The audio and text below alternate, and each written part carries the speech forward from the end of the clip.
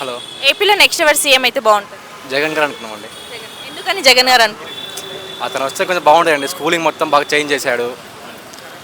అదొక్కటే బాగుంది. స్కూలింగ్ మాత్రం ఇది వాలంటరీ పెట్టి ఇంటికి పింఛన్ ఇస్తాం అంతే బాగున్నాయి. నెక్స్ట్ మళ్ళీ చంద్రబాబు వస్తే మళ్ళీ రాజధాని మార్చాలని ఇవన్నీ మొత్తం అవే ఉంటాయి. మళ్ళీ రివెంజ్ మొత్తం అవే ఉంటుంది తప్ప డెవలప్ ఏమి ఉండదు. అందుకని సో ఈ 5 years పాలన మీకు ఎలా అనిపించింది? బాగానే ఉంది కానీ జాబ్స్ ఎక్కువ తెలియదు. అదొక్కటే మైనస్ అండి అంతే.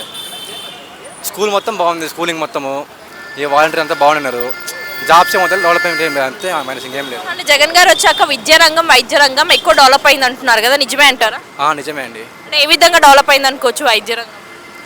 వైద్య రంగం అంటే ఈ మధ్య ప్రతి ఒక్కరు గవర్నమెంట్ హాస్పిటల్ వెళ్తున్నారు. ప్రైవేట్ హాస్పిటల్ వెళ్తలేదు ఎవరు కానీ. మెడికల్ కాలేజెస్ కూడా ఎక్కువ పెంచారు అంటున్నారు కదా. ఎక్కువ పెంచారంటున్నారు. అదే బాగుంది. మామూలుగా అయితే గత ప్రభుత్వంలో అట్లాంటి ఏం లేవు. గవర్నమెంట్ హాస్పిటల్లో అంత ఏం ఉండేది కాదు. క్లీన్గా ఏముండేది కాదు. ఇప్పుడు మాత్రం బాగుంది. స్కూల్స్ ఒక్కటి బాగా చేసిండు జగన్ వచ్చినప్పటి నుంచి. స్కూల్ పిల్లలకి బైజూస్ కంటెంట్ ట్యాబ్స్ ఇస్తున్నారు కదా, అది మంచినే అంటారా? ట్యాబ్స్ మంచిగా ఉన్నాయి. వాళ్ళు మంచిగా చేస్తే ఇంకా మంచిగా ఉంటుంది. వాళ్ళు ఇట్లా చేస్తారు వాళ్ళకి తెలియాలి. చాలా మంది పిల్లలు చెడిపోతారు అనేసి విమర్శలు చేస్తున్నారు కదా.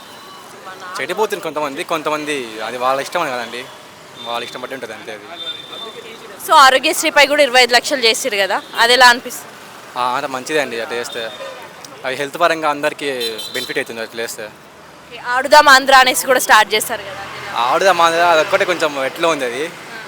అరే గేమ్స్ పరంగా అయితే బెటరే కదా. టీషర్ట్ది అక్కడ వీడియో అంటే ఆడుదాం ఆంధ్ర అంతగా ఏం లేదండి. ఏమైందంటే అంతగా.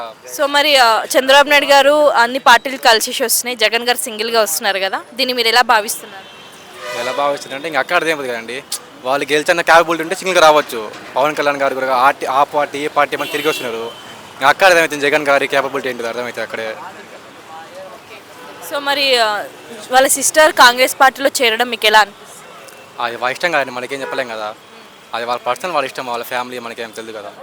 మరి 40 years ఎక్స్పీరియన్స్ ఉందని చెప్పుకునే చంద్రబాబు నాయుడు ఎందుకు సింగిల్గా రాలేకపోతున్నారు? అంటే ఎక్స్పీరియన్స్ ఉంది. ఆయన ఏం చేసిండని ఆయన ఏం చేయలేదు కదా. అంతా వేరే వాళ్ళు చిన్న దాని మీద ఆయన అంతా నేను చేస్తున్నాను అనుకుని తప్ప ఆయన ఏం లేదు కదండి. అదొకటి మేజర్ ఏంటంటే ఈయన అంత ఎక్స్పీరియన్స్ ఉన్నవాడు ఏదైనా కానీ మతలబ్ చేసుకోవచ్చు.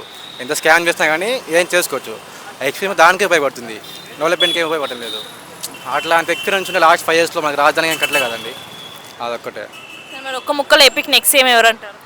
జగన్ గారు వస్తారండి మళ్ళీ.